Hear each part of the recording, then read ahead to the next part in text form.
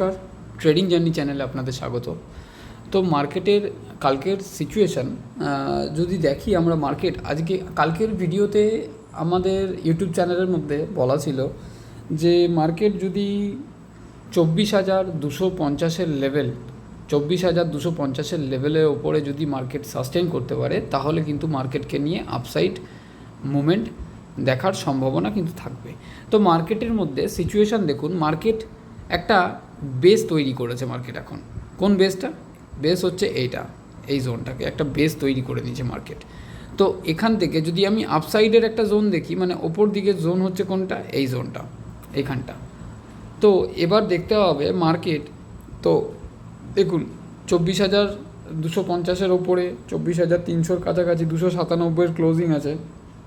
তো এখানে যাওয়া মানেই তো আমার কাছে মার্কেট নিয়ে তো আমি একদম এরকম ভিউ রাখতে পারি না যে যেখান থেকে মার্কেট আমার 24,700 লেভেল থেকে যেখান থেকে মার্কেট ফল এসেছিলো সেখান পর্যন্ত মার্কেট মানে একদম একেবারেই টেনে দেবে। হ্যাঁ, টেনে দিতেও পারে, কিন্তু ঘটনা হচ্ছে আমাদের লেভেল ওয়াইজ যেতে হবে, ওপরে উঠতে হবে লেভেল ওয়াইজ। কিন্তু বর্তমানে একটা গ্যাপ কিন্তু ওপর দিকে আমরা রেখে এসেছি, সেটা হচ্ছে 24,700 থেকে। সেই গ্যাপটা আমাদের এখানে আছে মার্কেটের মধ্যে। তো এখন বর্তমানে নিফটির মধ্যে কী সিচুয়েশান আছে, যদি আমরা এখানে নিফটি একটুখানি, আমি ছোট টাইম ফ্রেমের মধ্যে যাচ্ছি, এই জায়গাটায় যদি আমরা দেখি নিফটির মধ্যে কী সিচুয়েশান, নিফটি এখানে কিভাবে রিয়্যাক্ট করেছে, এই জোন থেকে নিচে নেমেছে, প্রফিট বুকিং এসছে এই লেভেল অবধি, এসে আবার এখান পর্যন্ত রিভার্স নিয়েছে, রিভার্স নিয়ে নিফটির মধ্যে এইখান পর্যন্ত আবার এখান থেকে আবার মার্কেট এখানে রিভার্স নিয়েছে, রিভার্স নিয়ে আবার এই জোনটা এরকমভাবে ট্রেড করেছে।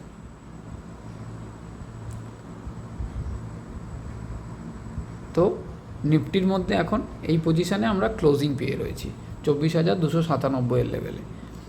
তো এবার আমাকে নিফটিকে দেখতে হবে কালকে যদি নিফটি, আমার তো ক্লোজিং এই লেভেলটাই 24,297, এই ক্যান্ডেলের নিচের একদম শ্যাডোটা যেটা আছে, আমি 5 মিনিট চার্টে প্রেডিকশন করছি নিফটিকে নিয়ে।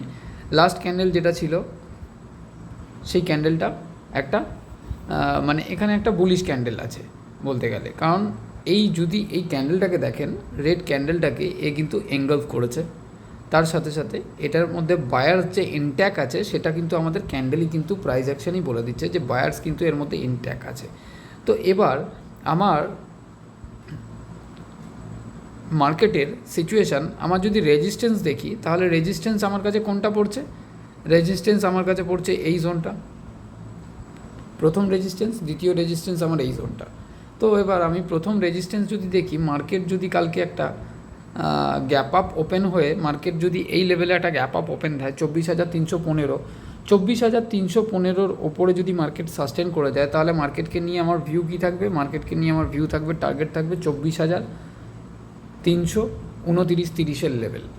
এই 24,029-30 লেভেল যেটা আছে, এই জোনটা, এই লেভেলটা কিন্তু এখন আমার কাছে vital zone.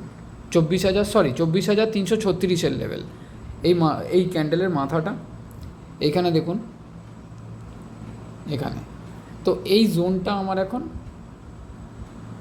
Resistance zone 24,336। Market যদি 24,336 ওপরে যায়, তাহলে আমরা কতখানি টার্গেট রাখতে পারবো কালকের বাজারকে নিয়ে? তো মার্কেট যদি 24,336 ওপরে যায়, তাহলে আমি মার্কেটকে নিয়ে টার্গেট কিন্তু নেক্সট টার্গেট রাখতে পারবো কোথায়? সেই জোনটা হচ্ছে 24,387 লেভেল, 24,380 লেভেলই ধরে চলেন, 24,380 লেভেল। এই জোনটার পরে এই গ্যাপটা যে নিফটি রেখে গেছে, এই গ্যাপ কিন্তু ফিল আপ করতে উঠবে। তো গ্যাপটা ফিল আপ করলেও কেরমভাবে মার্কেটে উঠবে গ্যাপ ফিল আপ করতে, সেটাও একটুখানি এইখানেই দেখে নেব। আমার গ্যাপটা আছে কোথায়? গ্যাপটা আছে 24,380 জোন থেকে 24,688 জোন, মানে প্রায়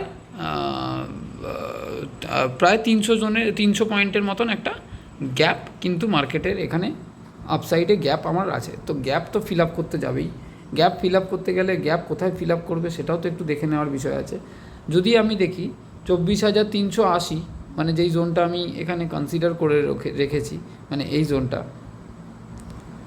জোনটা যদি পার করতে পারি 24,377-80 লেভেল যদি আমি পার করতে পারি, তাহলে এখানে দেখুন, এখানে এই জায়গাটা এবার আমাকে দেখে নিতে হবে মার্কেটের মধ্যে, যে এই জায়গাটা কিভাবে রিয়্যাক্ট করেছে বাজার।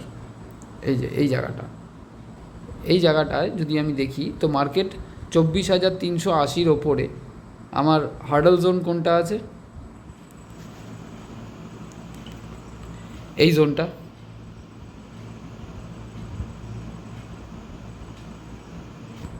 আমি আরেকটু পেছন দিকে নিয়ে আসছি।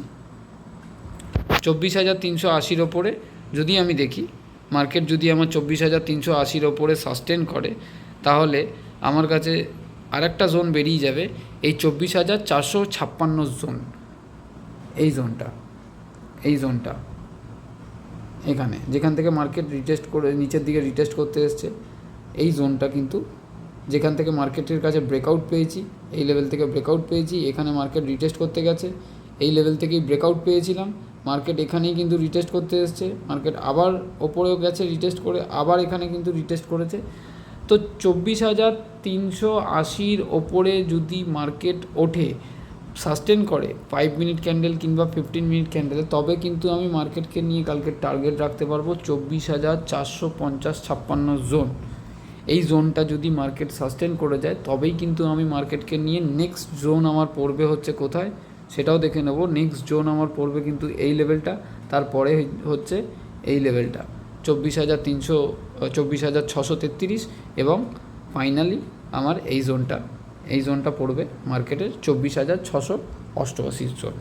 তো নিফটিকে নিয়ে কালকে গ্যাপ আপ ওপেন হবে না গ্যাপ ডাউন ওপেন হবে, নিফটিকে নিয়ে ভিউ কিন্তু আমার কালকে আপসাইডই থাকবে, কিন্তু নিফটি কিন্তু কালকে ওপেনিংটা কিন্তু একটা গ্যাপ ডাউন ওপেনিং হয়ে মার্কেট চালু হবে। গ্যাপ ডাউন ওপেনিং হওয়ার পেছনে কারণ আছে, কারণ মার্কেটের সেন্টিমেন্ট যদি আপনি গ্লোবাল মার্কেট দেখেন, এখন রাত 12:05, আর গিফট নিফটির সিচুয়েশান যদি দেখেন, তাহলে গিফট নিফটির আজকে এখন ট্রেড করছে 24,205 লেভেলে, মানে মার্কেট কিন্তু কালকে 24,200 লেভেলটাকে একবার রেসপেক্ট করতে আসবে, মানে এই জোনটাকে একবার রেসপেক্ট করতে আসার চান্স আছে। এই জোনটা যদি একবার রেসপেক্ট করতে আসে, দেন মার্কেট কিন্তু এখান থেকে একটা প্রাইস অ্যাকশান তৈরি করবে, এবং প্রাইস অ্যাকশান তৈরি করে আমাদের টার্গেট যেটা আছে 24,380-88 জোন পার করে 24,450 এবং 24,550 জোন আমাদের কালকের টার্গেট দেখাতে পারে নিফটির মধ্যে।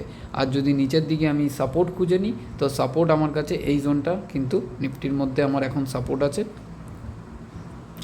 24,285 জোন আমার কাছে একটা সাপোর্ট আছে, এবং তারপরের জোন যদি দেখে নিই, তাহলে আমার কাছে এই জোনটা কিন্তু একটা স্ট্রং সাপোর্ট আছে, সেটা হচ্ছে 24,272 জোন। তারপরের যদি সাপোর্ট দেখে নিই, এই 24,272 জোন যদি ভেঙে যায়, নিফটি ভেঙে দেয়, তাহলে কিন্তু 24,250-57 জোন, এখানে 257 আছে, 24,257 জোন কিন্তু আমার কাছে একটা সাপোর্টের কাজ করবে। এবার আসুন দেখে নেবো একটু ব্যাঙ্ক নিফটিকে নিয়ে কি ভিউ আছে, তারপরে আমি বলে দেবো যে কালকে মার্কেট, এমনিতেও আমি নিফটিকে নিয়েই বলে দিয়েছি যে মার্কেট একটা গ্যাপ ডাউন ওপেন হবে, তার লজিকটাও আমি কিন্তু আপনাদেরকে বলবো লাস্টে। তো ব্যাঙ্ক নিফটির সিচুয়েশান দেখুন, ব্যাঙ্ক নিফটিও কিন্তু একটা বেস তৈরি করেছিল, নিফটির মতন একটা নিচের দিকে বেস তৈরি করেছিল, বেস তৈরি করে কিন্তু ব্যাঙ্ক নিফটি কিন্তু অলরেডি এই জায়গাটাকে, এই লেভেলটাকে ব্রেকআউট দিয়ে কিন্তু, এই লেভেল দুটোকে ব্রেকআউট দিয়ে কিন্তু সাস্টেন করে গেছে। তো ব্যাঙ্ক নিফটিকে নিয়ে কিন্তু ভিউ কালকে ওপর দিকেই আছে। ব্যাঙ্ক নিফটির মধ্যে কিন্তু কালকে একটা মানে কালকে যেহেতু নিফটির এক্সপায়ারি আছে, তো কালকে ব্যাঙ্ক নিফটি কিন্তু একটা মুভমেন্ট আমাদের দেখাতে পারে। তো ব্যাঙ্ক নিফটি এখানে আমাকে কী ইনফরমেশান দিয়েছে সেটাই একটু দেখার বিষয়। ব্যাঙ্ক নিফটি যখন এখান থেকে রিজেকশন ফেস করেছে, এই লেভেল থেকে রিজেকশন ফেস করেছে, ব্যাঙ্ক নিফটি এতখানি রিটেস্ট করে আবার নিচের দিকে নেবে এই জোনটা তো সাস্টেন মানে কনসলিডেট করেছে, এই জোন থেকে আবার ব্যাঙ্ক নিফটি ওপরে উঠে আবার এই জোনটাকে রেসপেক্ট করে ব্যাঙ্ক নিফটি একটা ডাব্লু ফরমেশন দিয়েছে।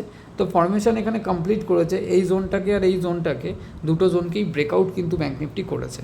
তো আপনি যদি নিজেও দেখেন চার্ট খুলে, 5 মিনিটের চার্টে খুলে, তাহলে কিন্তু ব্যাঙ্ক নিফটির মধ্যে আপনি দেখতে পাবেন। তো ব্যাঙ্ক নিফটির ক্লোজিং কোথায় আছে, আজকে যদি ব্যাঙ্ক নিফটির ক্লোজিং দেখেন, তাহলে ব্যাঙ্ক নিফটির ক্লোজিং কত, 50,119 লেভেল, মানে এই জোন, এই লেভেলটা 50,119 লেভেল যদি ক্লোজিং থাকে ব্যাঙ্ক নিফটির মধ্যে, তো ব্যাঙ্ক নিফটির ক্লোজিং যদি এখানে থাকে তাহলে ব্যাঙ্ক নিফটি তাহলে কী হলো, এই লেভেলটাকে তাকে প্রথম একটা হার্ডাল জোন বলে ধরে দিতে পারি। তারপরের জোন হচ্ছে আমার কাছে ব্যাঙ্ক নিফটির এই লেভেলটা, এবং তারপরের জোন হচ্ছে এই লেভেলটা। তো আমার টার্গেট যদি আমি ব্যাঙ্ক নিফটিকে নিয়ে দেখে নিই, তো টার্গেট আমি কোথায় কোথায় পাচ্ছি ব্যাঙ্ক নিফটিকে নিয়ে। প্রথম টার্গেট আমি পাবো এই লেভেলটা, প্রথম একটা টার্গেট পাবো 50,261 লেভেল, 50,261 লেভেল, এই জোনটা ব্যাঙ্ক নিফটির কাছে টার্গেট পাবো। এবং দ্বিতীয় টার্গেট পাবো হচ্ছে আমার এই জোনটা,